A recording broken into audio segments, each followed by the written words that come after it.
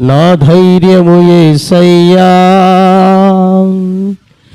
నిన్ను మాత్రమే నే నమ్మానయ్యా, నీవు మాత్రమే నా ధైర్యము యేసయ్యా. నీ బాహుబలము నడిపించును, నా స్థితులన్నిటినీ సరిచేయును. నీ బాహుబలము నడిపించెను, నా స్థితులన్నిటినీ సరిచేయును. కృప చూపువాడవయ్యా, నీ పిల్లలకు కృప చూపువాడవయ్యా. నిన్ను మాత్రమే నే నమ్మానయ్యా, నీవు మాత్రమే నా ధైర్యము యేసయ్యా. నిన్ను మాత్రమే నే నమ్మానయ్యా, నీవు మాత్రమే నా ధైర్యము యేసయ్యా. ప్రైజ్ ది లార్డ్, హల్లెలూయా. పరిశుద్ధ గ్రంథములో నుంచి కొరింథీయులకు రాసినటువంటి 2వ పత్రిక, అపోస్తుడైన పౌలు కొరింథీయులకు రాసినటువంటి 2వ పత్రిక 6వ అధ్యాయము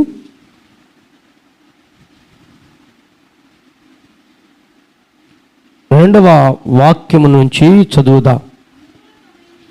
అనుకూల సమయమందు నీ మొర ఆలకించి తిని, రక్షణ దినమందు నిన్ను ఆదుకొంటిని అని ఆయన చెప్పుచున్నాడు కదా.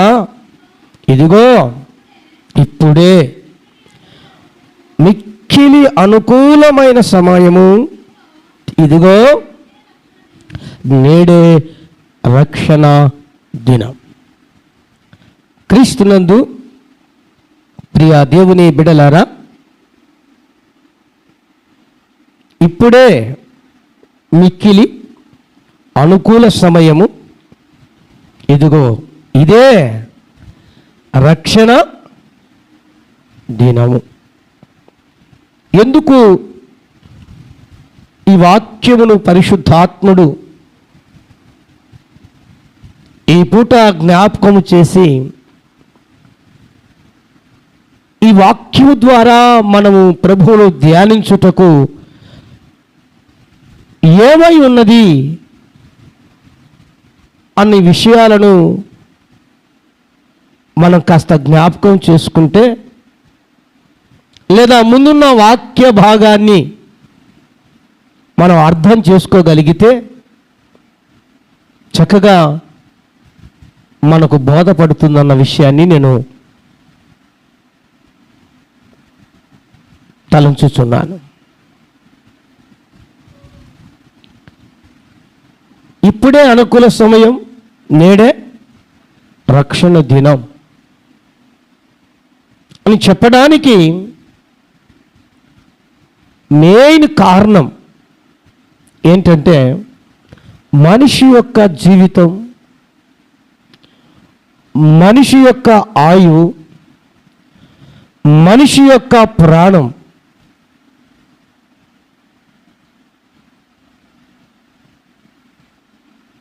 ఇంతలో కనబడి అంతలో మాయమయ్యే ఆవిరి వంటిది. మనిషి యొక్క జీవితం, మనిషి యొక్క ప్రాణం నీటి మీద బుడగ వంటిది. మనిషి యొక్క జీవితం, మనిషి యొక్క ఆయువు, మనిషి యొక్క ప్రాణం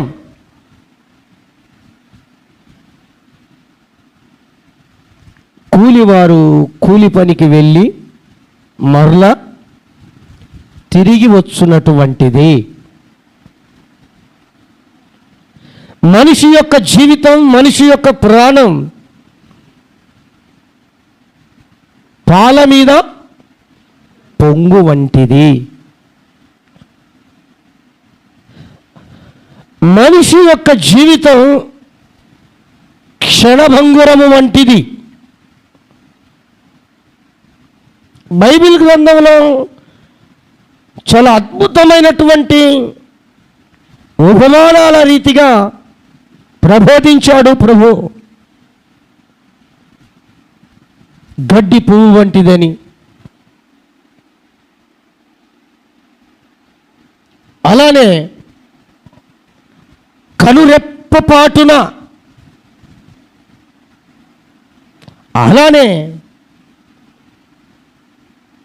ఏ క్షణమున ఏమి జరుగుతుందో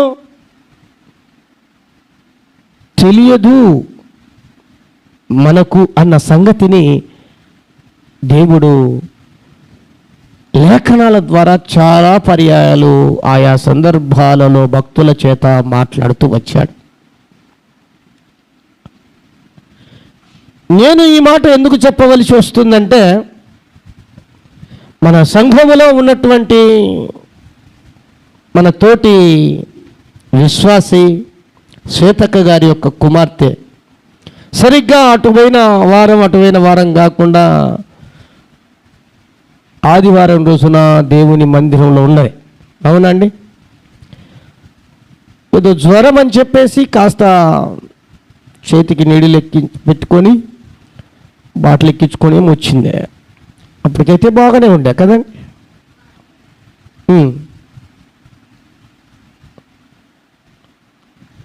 కానీ మొన్నటి గురువారం రోజున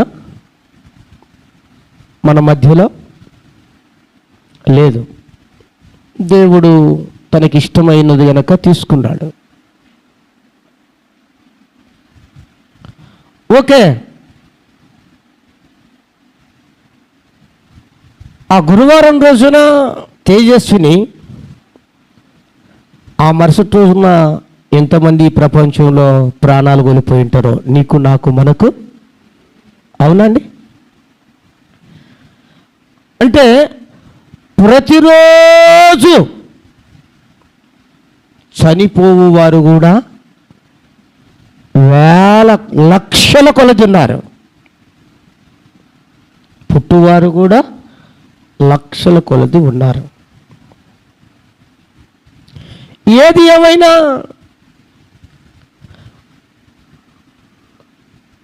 మనిషి జీవించినంత కాలములో ప్రభువులో రక్షణ పొందితే, దేవునిలో రక్షింపబడితే ఆ వ్యక్తికి పరలోక రాజ్యము అన్న స్థలము ఉంటుందన్నది బైబిల్ సెలవిస్తుంది. ఒకవేళ రక్షణ పొందకపోతే నరకము తప్పదు అని వాక్యం ఘోషిస్తుంది.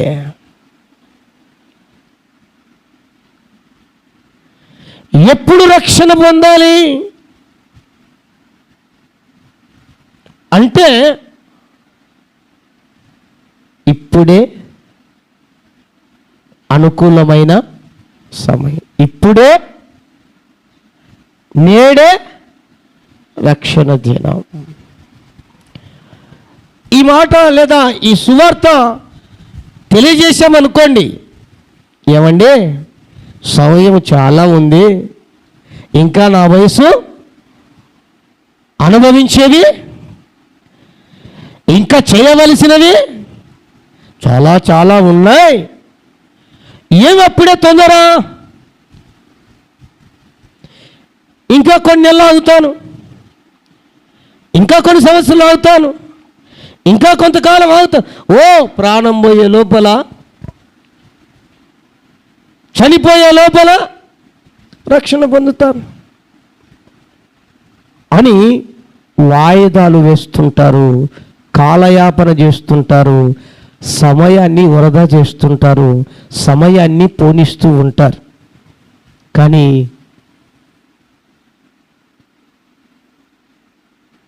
ప్రభువు నామన ప్రేమతో తెలియజేస్తున్నాను, నీవు ఎప్పుడు ఎలాగా కన్ను మూస్తావో ప్రాణం పోతుందో నీకు తెలియదు. మనకు తెలియదు. కను మూసిన తర్వాత, ప్రాణం పోయిన తర్వాత ఎవరు ఏమీ చెయ్యలేరు. కానీ ప్రాణం ఉండగానే, కను మూయక ముందే ఈ రక్షణ సువార్తను విని యేసయ్య నామమును విశ్వసించి రక్షింపబడితే వారు చనిపోయిన అనుక్షణమే ఇక్కడ కన్ను మూస్తే పరలోకములో కన్నులు తెరుస్తారు. హల్లెలూయా! ఇక్కడ కన్నులు మూస్తే పరలోకములో కన్నులు తెరుస్తారు. లేదు, ప్రాణం ఉండంగానే ప్రభువుని నమ్ముకోకుండా, రక్షణ పొందకుండా, సమయానంతా వృధా చేసి లోక సంబంధంగాను, శరీర సంబంధంగాను, కుటుంబ పరంగాను సమయమంతా వృధా చేసి కాలాన్ని పోనిచ్చుకొని రక్షణ పొందకపోతే, ప్రభువు నమ్ముకోకపోతే, చనిపోతే నరకము తప్పదు అన్న విషయాన్ని జ్ఞాపకం చేస్తారు. అందుకొరకే ఈ మాట చెప్పాల్సి వచ్చింది. ఏమని? మిక్కిలి అనుకూల సమయం నేడే రక్షణ దినం. మిక్కిలి అనుకూల సమయం నేడే అంటే ఇక సమయం ఉంది అనవాక, ఇక కాలం ఉంది అనవాక, ఇంకా కొన్ని సంవత్సరాలు ఉంటాములే అనవాక, ఇంకా ఏదేదో చేస్తాను సాధిస్తానని అనుకోవాక, ప్రభువును నమ్ముకొని ప్రభువులో జీవించగలిగితే నా ప్రియ దేవుని బిడ్డ ప్రభు చెంత చేరుతావు. దేవునికి స్తోత్రం. హల్లెలూయా. లేదా ప్రభువు చెంత చేరడానికి అవకాశం లేదా. ఈ లోకంలో నువ్వు ఎంతైనా సంపాదించు, సంపాదనకు లేక నీ దగ్గర ఎంత డబ్బున్నా, ఎంత బంగారు ఉన్నా, ఎన్ని ఇండ్లు ఆస్తిపాస్తులున్నా, ఉండడం తప్పు కాదు, ఉండనివ్వు. అవి మనల్ని దేవుని చెంతకు తీసుకొని వెళ్ళలేవు. పరలోకమనే మోక్షమనే స్వర్గలోకములోనికి మనల్ని తీసుకొని వెళ్ళలేవు. నిన్ను తీసుకొని వెళ్ళాలంటే ప్రభు యందు నమ్మకం. దేవునికి స్తోత్రం. హల్లెలూయా. నిన్ను తీసుకొని వెళ్ళేది ఏంటి అంటే దేవుని యందు నీ రక్షణ. నువ్వు నమ్మి రక్షింపబడితే ఆ రక్షణ ప్రభు చెంతకు తీసుకొని వెళ్తుంది.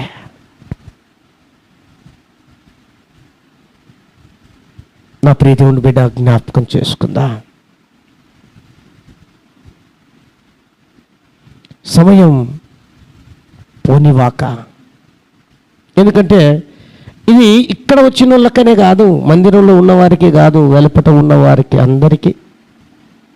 ఈ ప్రపంచంలో మనిషి అన్న ప్రతి వారికి ఏ కులమత భేదము లేదు, ఏ తారతమ్య భేదము లేదు. ప్రతి వారికి మిక్కిలి అనుకూల సమయం నేడే రక్షణ దినం. నమ్ముకుంటే ఎంత బాగుంటుంది. ప్రభువు నమ్ముకుంటే నీకెంత మేలు.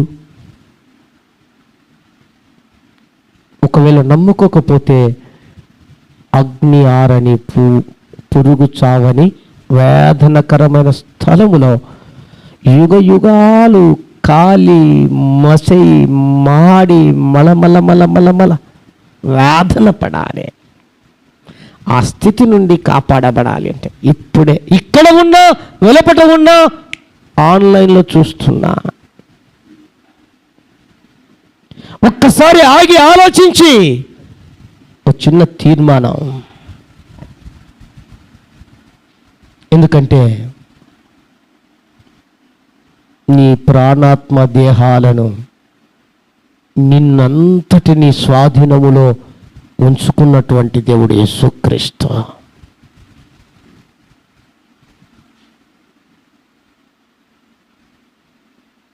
అలా కాకుండా గ్రహించక మనం ఎటు పడితే అట నడిస్తే, ఎటు పడితే అట వెళ్తే, విశ్వాసులమైన మనం కావచ్చు, అన్యులైన మరి ఎవరైనా కావచ్చు, లేదా నాస్తికులని ఎవరు అయినా కావచ్చు అండి, అలా పోనిస్తే చాలా డేంజర్ అన్న సంగతిని జ్ఞాపకం చేస్తున్నాను.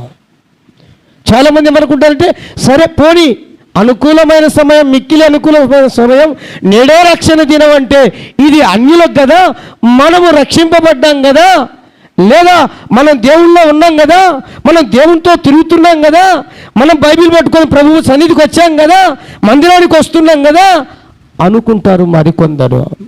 వారి సహితం కూడా నేను ప్రేమతో తెలియచేస్తున్న మాట. ఇప్పుడు ఒక చిన్న ప్రశ్న మీకు. యూదా ఇస్కరియోతు పరలోకమునకు వెళ్ళాడా? వెళ్ళాడు అన్నవాళ్ళు చేతులు ఎత్తండి. యూదా ఇస్కరియోతు పరలోకానికి వెళ్ళాడా? మరి నరకానికి వెళ్ళాడా? చేయొద్దండి. అంటే నరకానికి పోలే, పరలోకానికి పోలే, మధ్యలో ఉండాలనే మీ ఉద్దేశం? అంటే రెండు చోట్లకి వెళ్ళాలి, ఒకటి పరలోకము, రెండు నరకం. ఇప్పుడు వెయిటింగ్ ఏంటంటే, నరకానికి వెళ్ళే వారికి పాతాళలోకం వెయిటింగ్ హాల్, అది పరలోకానికి వెళ్ళే వారికి వెయిటింగ్ హాల్ పరదేశం. సరే, అక్కడికైనా వెళ్ళినవాడు అని ఎంతమంది అనుకుంటున్నారండి? ఈ ప్రశ్నకు జవాబు రావాలంటే చాలా జాగ్రత్తగా వినండి, నేను చెప్పే దాంట్లోనే ఆన్సర్ ఉంటుంది. ఎందుకు ఈ మాట అడిగినానంటే, ఈ యూదా ఇస్కరియోతు ఎవరు?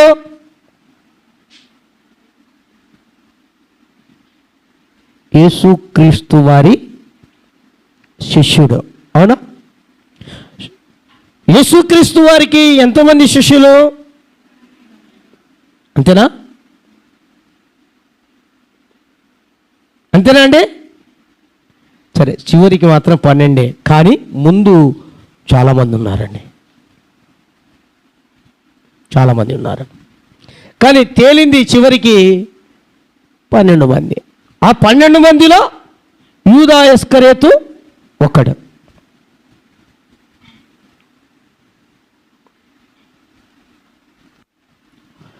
ఈ యూదా ఇస్కరియోతు దాదాపు యేసుక్రీస్తుతో పాటు 3.5 సంవత్సర కాలం దేవుల్లో క్రీస్తులో నడిచాడు. క్రీస్తు వెంట తిరిగాడు. ఎక్కడికి వెళ్తే అక్కడికి వెళ్ళాడు. ఎక్కడ ఎవరు ఏం పెడితే అది తిన్నాడు. ఎక్కడికి వెళ్ళి యేసు ప్రభు అక్కడ అద్భుతాలు చేస్తే ఆయన చూశాడు, ఆశ్చర్యకార్యాలు చూశాడు, స్వస్థత కార్యాలు చూశాడు, గొప్ప కార్యాలు చూశాడు కనులారా. పోని సందర్భంలో చెవులారా విన్నాడు.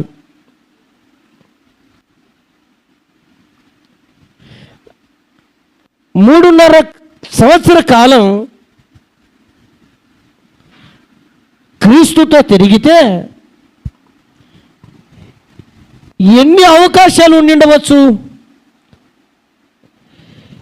ఎంత సమయం ఉండిండవచ్చు,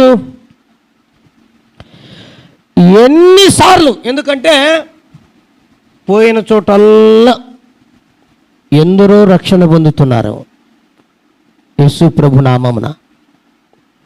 ఎందరో వారు పశ్చాత్తాపడి ప్రభువు నమ్ముకొని రక్షణ పొందుతున్నారు. నమ్మి విశ్వాసంతో స్వస్థతలు పొందుతున్నారు. మరి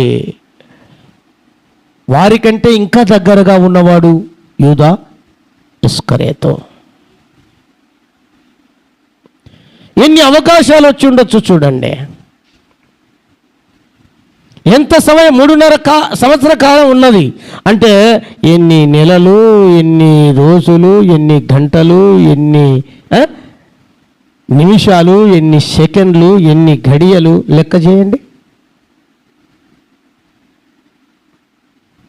కానీ పరిశుద్ధ గ్రంథములో తెలియచేస్తున్నటువంటి కొన్ని మాటలను జ్ఞాపకం చేస్తాను. చూడండి, పరిశుద్ధ గ్రంథములో నుంచి యోహాను సువార్త 6వ అధ్యాయము 64వ వచనం. 6:44. యోహాను సువార్త 6వ అధ్యాయం 64వ వచనం చదవండి. మీలో విశ్వసించని వాడు కొందరు ఉన్నారని వారితో చెప్పాను.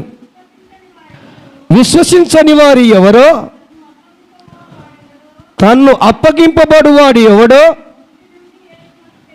మొదటి నుండి యేసునకు తెలియను. ఈ మాట ఎవరిని గురించి చెప్తున్నాడంటే యేసయ్య యూదా ఇస్కరియోతును గురించే. ఎందుకు యూదా ఇస్కరియోతు అని అనుకుంటున్నామంటే యేసుక్రీస్తును అప్పగించిన వాడు యూదా ఇస్కరియోతు గనక. అంతే కదండి.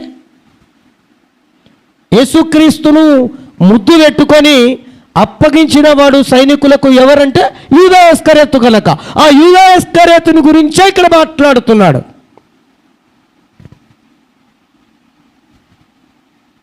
మీలో విశ్వసింపని వారు కొందరున్నారని వారితో చెప్పాను. అంటే అక్కడ ఉన్నటువంటి వారు ఆ యొక్క శిష్యులతో,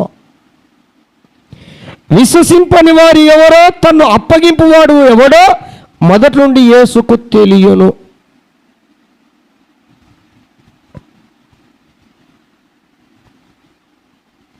అంటే దాని అర్థం ఏంటి? 3.5 సంవత్సర కాలం వేస్తున్నాడు కదా. 3.5 సంవత్సర కాలములో ఎప్పుడు దేవుని యందు విశ్వాసం ఉంచకూడదు. అప్పగింపబడువాడు విశ్వాసం ఉంచలేదు అని రాయబడింది. అంటే యూదా ఇస్కరియోతు అప్పగించాడు కనుక యూదా ఇస్కరియోతు దేవుడి యందు విశ్వాసం ఉంచలేదు అని దాని అర్థం. ఈ లేఖనం యొక్క అర్థం అర్థమైందా అమ్మ? అర్థమైందా అన్న? అర్థమైందా? ఇక్కడ మీలో విశ్వసింపని వారు కొందరున్నాడు, వారిలో నన్ను అప్పగింపబడువారు అంటే అప్పగించిన వాడు యూదా ఇస్కరియోతు. అంటే ఆ యూదా ఇస్కరియోతు దేవుని యందు విశ్వాసము ఉంచలేదు అని అర్థం. ఇప్పుడు చెప్పండి, చర్చికి వచ్చిన వాళ్ళంతా విశ్వాసులేనా? దీన్ని బట్టి అందులో అనుమానం వేయలేదు కదా. బైబిల్ పట్టుకున్న వారంతా విశ్వాసులేనా? నేను కూడా దేవుని బిడ్డనే అని చెప్పి అందరిలో నేను క్రిస్టియన్ అని చెప్పేవారంతా విశ్వాసులేనా? లేదు, నేను పాట పాడతా, నేను వాక్యం చెప్తా, నేను వాయిద్యాలు వాయిస్తా, నేను కూడా దేవుని పని చేస్తా అని చెప్పువారందరూ కూడా విశ్వాసులేనా? అంటే విశ్వాసం ఉంచిన వారేనా? విశ్వాసులు అని భ్రమపడేవారు కూడా ఉంటారు. అవునా కదా? 3.5 సంవత్సర కాలం తిరిగాడంటే అప్పటికి కూడా విశ్వసించకుండా ప్రభును సైనికులకు లేదా వ్యతిరేకులకు అప్పగించినాడంటే విశ్వాసం ఉన్నట్ట అండి?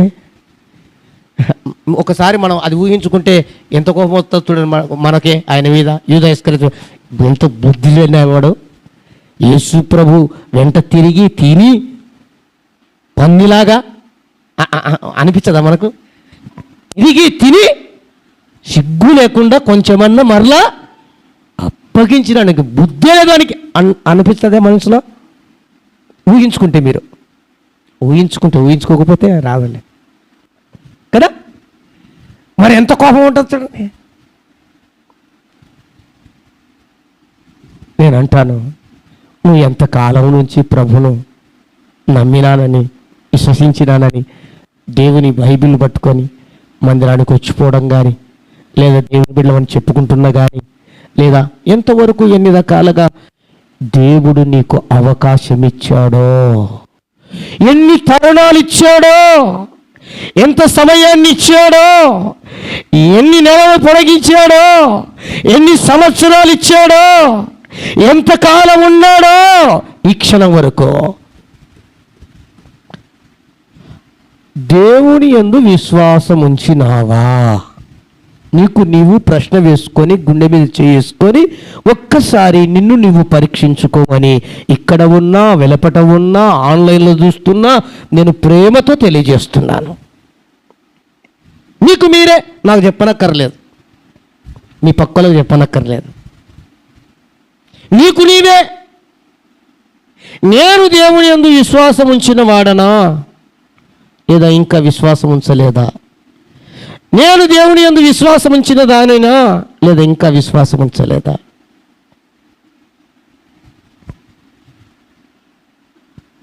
అట్టెట్లా నువ్వు చెప్తావు అని నన్ను అనొచ్చు.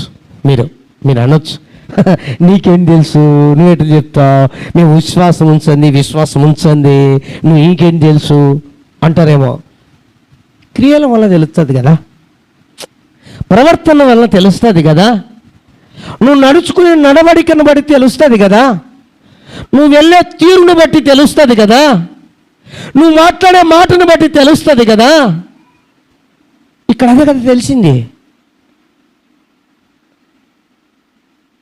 విశ్వాసి నిజంగా విశ్వసించిన వాడైతే యేసు ప్రభువును అప్పగించడానికి పూనుకుంటాడా అండి?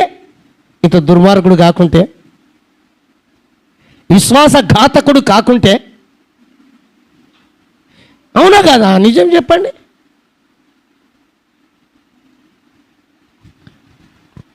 ఈ రోజున కూడా యేసుక్రీస్తును నీతి క్షణం వరకు కూడా అప్పగిస్తున్నారు. ఎవరికి అప్పగిస్తున్నారు? ఇతరులకు అప్పగిస్తున్నారు, అమ్ముకుంటున్నారు.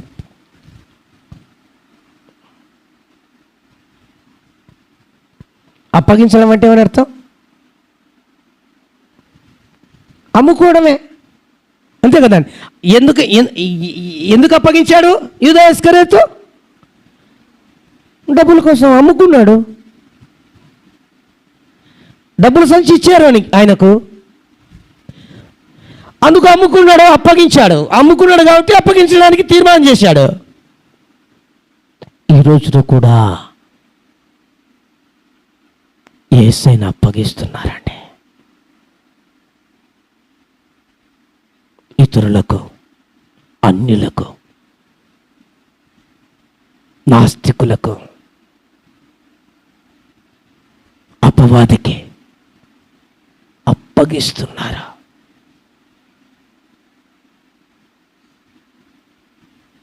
కొందరు డబ్బులకు అప్పగించేవారైతే మరికొందరు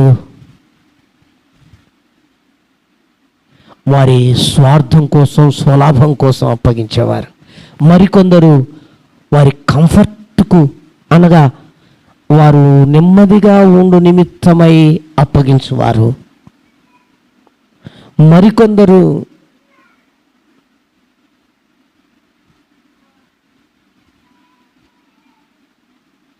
ఈ లోకంలో వారికి అనుగుణంగా ఉండటానికి ఎప్పుడు ఏ వానకు ఆ గొడుగంటమే, ఏ ఎండకు ఆ గొడుగంటమే, అలాగా దేవుని దగ్గరకు వచ్చినప్పుడు దేవుడు, బయటికి వెళ్ళినప్పుడు లోకము, ఆత్మీయంగా దేవుని మాటలు విన్నప్పుడు ఆత్మీయులు, బయటకు వెళ్ళినప్పుడు లోక మాటలు మాట్లాడినప్పుడు లోకులు.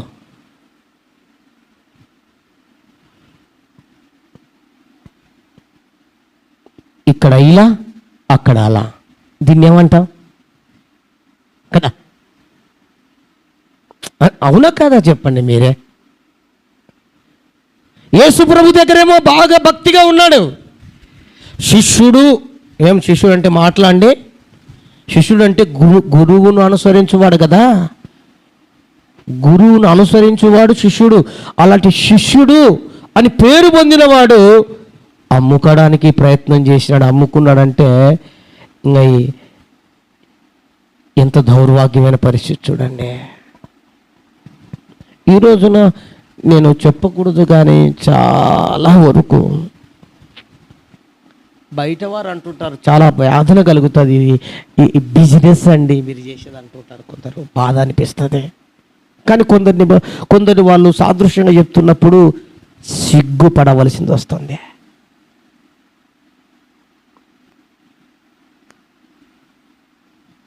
మీరు చేసేది కమర్షియల్ అండి, వ్యాపారం అండి అంటూ ఉంటే ఒక దిక్కు కోపం కట్టలు తెంచుకొని వస్తుంది. మరోవైపు వాళ్ళు సాదృశ్యమైన వ్యక్తులను చూపిస్తున్నప్పుడు తల దించుకొని బాధపడవలసింది వస్తుంది. దీనికి కారణం ఏంటో తెలుసా అండి? దేవుళ్ళు ఉంటారు, దేవునితో ఉంటారు, దేవునితో తిరుగుతూ ఉంటారు, బైబిల్ పట్టుకుంటారు, ప్రార్థనలోకి వెళ్తారు, అన్నీ బాగానే ఉంటాయి. కానీ దేవుని యందు విశ్వాసం ఉంచిన వారు కారు. అంతే కదా, దాని అర్థం అప్పగిస్తున్నారు, అమ్ముకుంటున్నారు, యేసు ప్రభువునే తృణీకరిస్తున్నారు, పక్కన పెట్టేస్తున్నారు. ఆయన కార్యాలు, ఆయన ఎటువంటి వాడు, ఆయన ఎలాగుంటాడు, ఎలా ఏం చేస్తాడని తెలిసి కూడా పక్కన పెట్టేస్తున్నారంటే విశ్వాసం ఉంచలేదు కదా దాని అర్థం.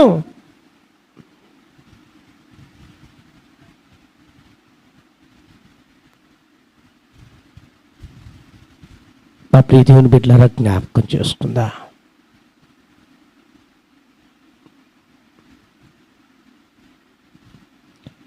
ఏది ఏమైనా మనం ప్రభు మనకెంతో అవకాశాలు ఇచ్చాడు, ఎంతో సమయం ఇచ్చాడు, ఎన్నో రోజులు. నీ వయసు ఎంతో ఒక్కసారి ఆలోచించు. అన్ని రోజులు, అన్ని సంవత్సరాలు, అన్ని గంటలు, అన్ని గడియలు, అంత ఇచ్చాడు దేవుడు. మరి ఇంతకాలము నువ్వు నమ్మినావో నమ్మలేదో నాకు తెలియదు.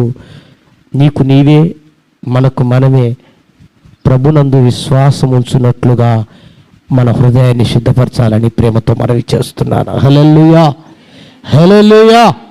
కానీ యూదా ఇస్కరియోతు ఏం చేశాడంట? విశ్వాసం ఉంచలా. విశ్వాసం ఉంచకపోతే ఎక్కడికి వెళ్తాడు చెప్పాలి? దేవుని నమ్మని వారు ఎక్కడికి వెళ్తారు? నరకానికి పోతారు. బైబిల్ సెలవిస్తుంది, ఎవరైతే దేవుడు యేసుక్రీస్తుని నమ్మరో, నమ్మిన వారు బాప్తిసం తీసుకోరో, బాప్తిసం తీసుకున్నవారు రక్షణ పొందరో,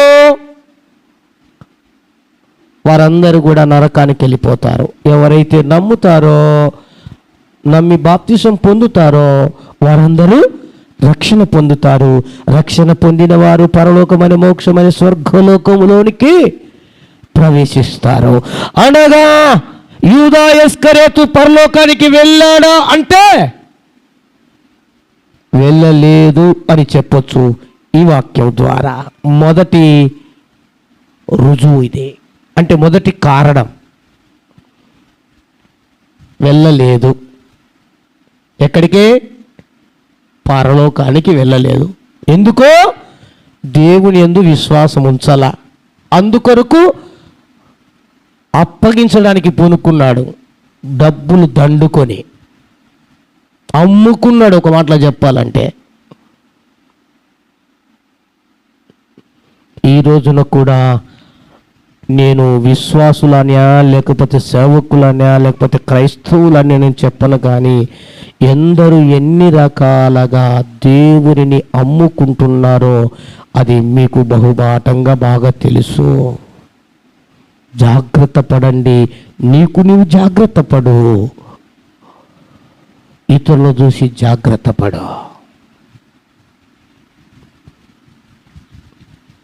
దేవుడిచ్చిన సమయం, మిక్కిలి అనుకూల సమయం ఇదే. నేడే రక్షణ దినం. ఇది తెలియక లేక తెలిసో మొత్తానికి విశ్వాసం ఉంచాలా, పరలోకానికి పోలేదు. పరలోకానికి పోలేదంటే ఏమని అర్థం? నరకానికి వేయించడని అర్థం, అంతే. పరలోకమా నరకమా, రెండు చోట్లకి వెళ్ళాలి. పరలోకం పోలేదంటే ఎక్కడ పోయినట్టు? నరకానికి. ఇది మొదటి రుజువు. యూదా ఇస్కరియోతు పరలోకానికి వెళ్ళాడా అంటే మీరు ఎవరు చేయొత్తలా. పోనీ నరకానికి వెళ్ళాడా అంటే ఎవరు చేయొత్తలా. ఇప్పుడన్నా ఎత్తండి, పరలోకానికి వెళ్ళాడా అంటే వెళ్ళలేదు. కారణం విశ్వాసం ఉంచాలా. రెండవది పరిశుద్ధ గ్రంథంలో నుంచి యోహాను సువార్త 13వ అధ్యాయం 10వ వచనం. యోహాను సువార్త 13వ అధ్యాయం 10వ వచనం. యేసు అతనిని చూచి, స్నానము చేసిన వాడు పాదములు తప్ప మరి ఏమీయో కడుక్కొనక్కరలేదు. అతడు మీరును పవిత్రులు కాని మీలో అందరూ ఆ కింద చదివితే తన్ను అప్పగించే వారిని ఎరిగిన గనక మీలో అందరూ అపవిత్రులు కారు అని. ఇక్కడ ఒకటే ఏంటి? అప్పగించిన వాడు ఎవడో? యూదా ఇస్కరియోతు. ఆయన గురించే మాట్లాడుతున్నాడు ఇక్కడ. కొంచెం మనసులో ఒకరికొకరికి కొంచెం అనిపించింది. ఏమని? శిష్యులకు యేసు ప్రభు ఒకరిని ప్రేమిస్తున్నాడు, యేసు ప్రభు పేతురునే ప్రేమిస్తున్నాడు, యేసు ప్రభు యోహాన్నే ప్రేమిస్తున్నాడు, యేసు ప్రభు అంద్రేనే ప్రేమిస్తున్నాడు, యేసు ప్రభు లూకానే ప్రేమిస్తున్నాడు, యేసు ప్రభు మత్తయినే ప్రేమిస్తున్నాడు, యేసు ప్రభు మార్క్ అన్నట్లుగా ఒక్కొక్కరు ఏమనుకుంటారు? ఆయన్నే ప్రేమిస్తున్నాడు, ఆయన్నే ప్రేమిస్తున్నాడు, ఆయనే ప్రేమిస్తున్నాడు. మనోళ్ళు అంటారు కదా అక్కడక్కడ, వాళ్ళనే ప్రేమిస్తాడమ్మా ఈ పాస్టరు, మిగిలిన వాళ్ళని ప్రేమిస్తారమ్మా అంటారే. అట్లా అనుకుంటున్నారు వాళ్ళు. వాళ్ళేదో బంగారు ఇచ్చినట్టు, వీళ్ళేదో వెండి ఇచ్చినట్లు కదా. వారేదో వజ్రాలు కిరీటం పెట్టినట్టు, వీళ్ళేదో ఇంకొకటి ఇచ్చినట్టు అనుకున్నట్టు ఇక్కడ ఇలాగే అనుకుంటున్నారు. అప్పుడు వీళ్ళు అనుకుంటున్నది తప్పు అని చెప్పడానికి యేసయ్య చక్కగా ఒక పల్లెని తీసుకొని వచ్చి మంచిగా జగ్గు నిండనో చెంగు నిండా నీళ్ళు తీసుకొని వచ్చి మంచి ఒక టవాల్ తీసుకొని వచ్చి ఒక్కొక్కరి పాదాలు, నైనా ఈ పల్లెల్లో పెట్టండి రా బాబు అని చెప్పి చిన్నగా వారి పాదాలను కడుగుతూ వస్తున్నాడు. కడిగి స్వయాన తన హస్తాలతో తన దగ్గర ఉన్న టవాల్తో తుడుస్తున్నాడు. పేతురు దగ్గరికి వచ్చాడు.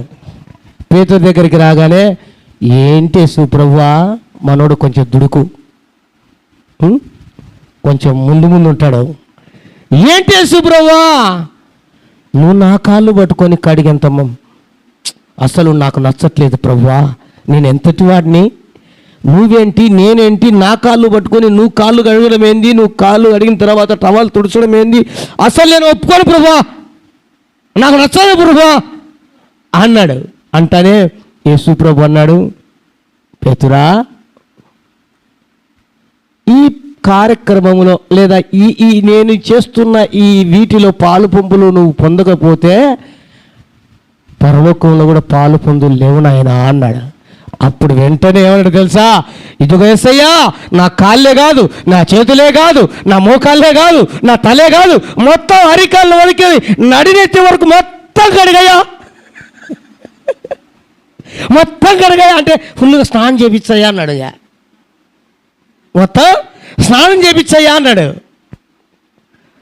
అంటేనే అప్పుడు యేసు ప్రభు అన్నాడు, నాయనా ఆల్రెడీ స్నానం చేసిన వాళ్ళకు మళ్ళీ స్నానం అక్కర్లేదు నాయనా, కాళ్ళు కడుక్కుంటే చాలు అన్నాడు. కాళ్ళు కడుక్కుంటే చాలు అన్నాడు. ఒకవేళ స్నానం చేయలేదనుకో, స్నానం చేసుకో. దీని అర్థం ఏంటి?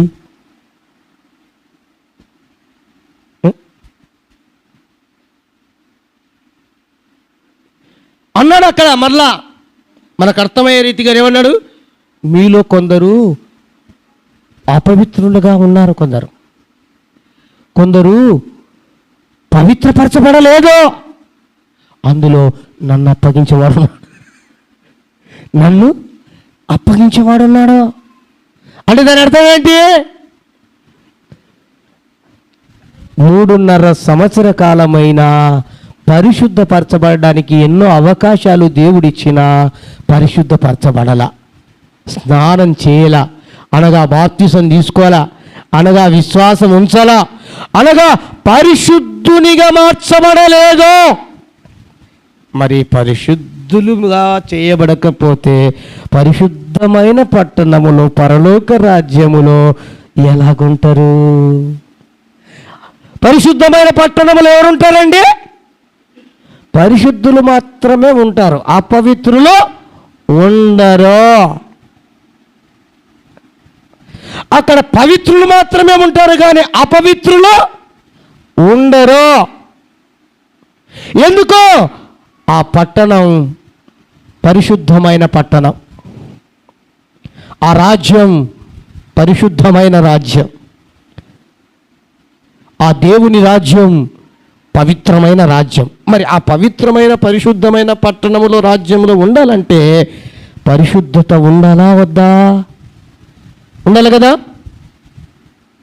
ఉంటేనే వారు ఎవరైనా కావచ్చు, సేవకుడైనా, విశ్వాసైనా, ఇంకొకరైనా ఎంతటి టాలెంట్ ఉన్నవారైనా పరిశుద్ధపరచబడకపోతే, పవిత్రపరచబడకపోతే, దేవుని నామములో స్నానము అనగా కాళ్ళు కడుక్కోవడం అనగా బాప్తిసం పొందకపోతే వారు పరలోక రాజ్యములో ఉండలేరు, చేరలేరు. దేవునికి స్తోత్రం, హల్లెలూయా. ఇప్పుడు చెప్పండి, యేసుప్రభు అందరినీ కాళ్ళు కడుగుతూ ఉన్నాడు. నన్ను పైనుంచి కిందికి గడగమన్నాడు పేతురు. వద్దురా బాబు, అవసరం లేదు, నువ్వు విశ్వసించినావు గనక ఉత్త కాళ్ళు కడుక్కో. అంటే దాని అర్థం ఏంటి? ఇప్పటికీ నీ మలినం ఏమైందో దాన్ని కడుక్కో అని దాని అర్థం. ఇంతవరకు ఇప్పుడు సమయం 12:19. ఈ 19 నిమిషాల వరకు ఉన్నటువంటి మలినం ఏమై ఉందో మనం కడుక్కోవాలి. అంతకాలం నుంచి బాప్తిసం పొందినా మంచిదే, విశ్వాసం ఉంచినా మంచిదే, పవిత్రపరచబడ్డా మంచిదే. కానీ ఇంకా ఏదైనా తెలుసో తెలియకనో మనుషులం కదా అండి, కదా, ఏదైనా మలినం ఉంటే ఇప్పుడే మిక్కిలి అనుకూలమైన సమయం, నేడే రక్షణ దినము. దేవునికి స్తోత్రం, హల్లెలూయా, హల్లెలూయా. అందుకు పరిశుద్ధపరచబడాలి. పరలోక రాజ్యంలో చేరాలంటే పరిశుద్ధపరచబడాలి. ఇక్కడ 3.5 సంవత్సర కాలము దేవుడు అవకాశం ఇచ్చిన పరిశుద్ధపరచబడలేదు, పవిత్రపరచబడలేదు. ఎవరో? యూదా ఇస్కరియోతు. మరి పరిశుద్ధపరచబడకపోతే ఎక్కడికే? నేను యేసు ప్రభు వెంట తిరిగిన, నేను ఎవరో కూడా శిష్యుణ్ణి అంటే దేవుడు ఊరుకోడు. నేను యేసు ప్రభు వెంట తిరిగాను, ఆయన అద్భుతం చేస్తుంటే చూసే కళ్ళారా నేను ఎవరిని శిష్యుని అంటే అవదు, కుదరదు. నేను యేసు ప్రభు వెంట తిరిగాను, ఆయన ఎంతో సేవ చేసినాను అంటే కుదరదు. నేను యేసు ప్రభు వెంట తిరిగాను, యేసు ప్రభు కోసం ఎంతో త్యాగం చేశాను, డబ్బు ఖర్చు పెట్టాను, సేవ చేశాను అంటే కుదరదు. అదే ఇది పరిశుద్ధత దేవునికి చేసే సహాయం, ఇచ్చే సహాయం, చేసే సువార్త పని ఇంకొకటి వేరే, అది వేరే కథ. ఉద్యోగం లేకుండా నేను ఓటు చేస్తాను ఏమంటారు? ఒరే నీకు తెలివిందే తెలివిలేదా అంటారు, అవునా? అలాంటిదే ఇది కూడా అమ్మ, అంతే కదా దాని అర్థం. అంటే ఇది కూడా అట్లానే అంటున్నా నేను. మనం ఎంత చేసినా నేను నీ సువార్త కోసం నేను ఇంత సేవ చేసినాను ప్రభా, నేను ఎంత డబ్బు ఖర్చు పెట్టినాను నాయన, నేను మందిరంలో ఎంత పని చేసినాను ప్రభా, ఎన్ని వాయిద్యాలు వాయించినాను ప్రభా, ఎన్ని పాటలు పాడినాను ప్రభా, నేను ఎంత ఆరాధన చేసినాను నాయన, నేను స్తుతిస్తే కప్పే లేచిపోయింది ప్రభా, నేను మాట్లాడితే వాక్యం చెప్తే దయ్యాలు పరిగెట్టినాయి ప్రభా, నేను ప్రార్థన చేస్తే వద్దులే భూమి తలకిందులైంది ప్రభా అని చెప్పినా పరిశుద్ధత లేకపోతే ప్రభు చెంతకు చేరగలవా? అది విషయం.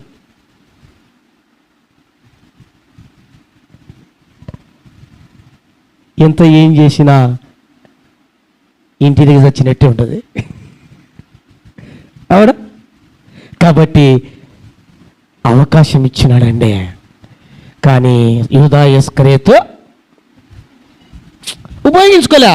విశ్వాసం ఉంచిన వాడు కాదు, పరిశుద్ధపరచబడిన వాడిని పరచబడలేదు. మరి అలాంటి వాళ్ళు ఎక్కడికి వెళ్తారండి? దేవుని యందు విశ్వాసం ఉంచేవారు. దేవుడు లోకాన్ని ఎంతో ప్రేమించాను కాగా తన అద్వితీయ కుమారుని యందు పుట్టిన వారి యందు విశ్వాసం ఉంచు ప్రతివాడు నశింపక నిత్య జీవంలోనికి దాటించబడు. విశ్వాసం ఉంచాలి నిత్య జీవంలోనికి, దేవుని రాజ్యానికి వెళ్ళాలంటే. తర్వాత పరిశుద్ధపరచబడాలి, పవిత్రపరచబడాలి. ఎందుకని? అది పరిశుద్ధుల రాజ్యం. దేవునికి స్తోత్రం, హల్లెలూయా. అది పరిశుద్ధుల రాజ్యం. పరిశుద్ధులు ఎక్కడ ఉంటారు? పరిశుద్ధులుగా ఉండాలంటే, పరిశుద్ధమైన పట్టణంలో చేరాలంటే మనం కూడా పరిశుద్ధులముగా మార్చబడాలి. అనగా ప్రభువును విశ్వసించాలి. విశ్వసించబడిన వారము బాప్తిసం తీసుకోవాలి, అనగా స్నానం చేయబడాలి. మనం వాక్యము చేత ఉదక స్నానం చేయబడాలి. నీళ్ళ చేత పడినవేమో మంచిదే, వాక్యము చేత ఉదక స్నానం చేయబడాలి. కనుక జ్ఞాపకం చేస్తున్నాను. మరి యూదా ఇస్కరియోతు ఎక్కడికి వెళ్ళాడండి? పరలోకానికి వెళ్ళాడా? పోలేదు అనటానికి రెండవ రుజువు కారణం ఏంటంటే పవిత్రపరచబడలేదు. ఆయన విశ్వాసం ఉంచలేదు, పవిత్రపరచబడలేదు. అలాంటి వాళ్ళు కనీసం శ్రీవాణి చెప్పినట్టు గేటు కాడికి కూడా వెళ్ళలేరు. దేవునికి స్తోత్రం, హల్లెలూయా. గేటు కాడికి కూడా వెళ్ళలేరు. లేఖనం అదే సెలవిస్తుంది.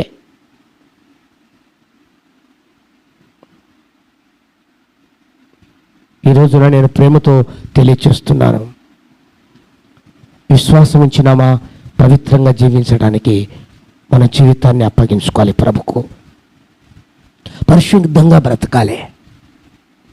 ఎందుకంటే పరిశుద్ధమైన పట్టణంలో పరిశుద్ధులే ఉంటారు, అపవిత్రులు అక్కడ ఉండనే ఉండరు. అందుకు మిక్కిలి అనుకూల సమయం నేడే, రక్షణ దినం. ఇక్కడ వెలపట ఆన్లైన్లో చూస్తున్నా, నువ్వు ఎవరివైనా సరే, నువ్వు ఎంతటి వానివైనా సరే, నీకు ఎంత డబ్బున్నా లేక ఎంత ఆస్తిపరుడువైనా, ఎన్ని ఇల్లులో ఉన్నా లేదా ఎంత హోదా, ఎంత పరపతి, ఎన్ని విధాలు నువ్వు అందలం ఎక్కి ఉన్నా, యేసు ప్రభువులో విశ్వాసం ఉంచకపోతే, యేసు కొరకు పరిశుద్ధపరచబడకపోతే మనము పరలోక రాజ్యం అనే మోక్షంలోనికి వెళ్ళలేమా? కనుక మనోడు యూదా ఇస్కరియోతు పరలోకానికి వెళ్ళాడా అంటే వెళ్ళలేదు అనడానికి కారణం, రుజువు పరిశుద్ధపరచబడలేదు. మరొక మాటను జ్ఞాపకం చేస్తున్న పరిశుద్ధ గ్రంథంలో నుంచి యోహాను సువార్త 12వ అధ్యాయం 6వ వాక్యం. యోహాను సువార్త 12వ అధ్యాయం. వాడు ఇలాగు చెప్పినది బీదల మీద శ్రద్ధ కలిగి ఉన్నటకు కాదు, కానీ వాడు దొంగ అయి ఉండి తన దగ్గర డబ్బు సంచి ఉండినందున అందులో వేయబడినది దొంగలించుచూ వచ్చాను గనక అలాగూ చెప్పాను. ఇక్కడ జరిగిన సంగతిని జ్ఞాపకం చేస్తున్నాను. శ్రద్ధగా వినండి నా మాట. ఇక్కడ మాట వినండి, మీకు అర్థమవుతుంది. మరలా తర్వాత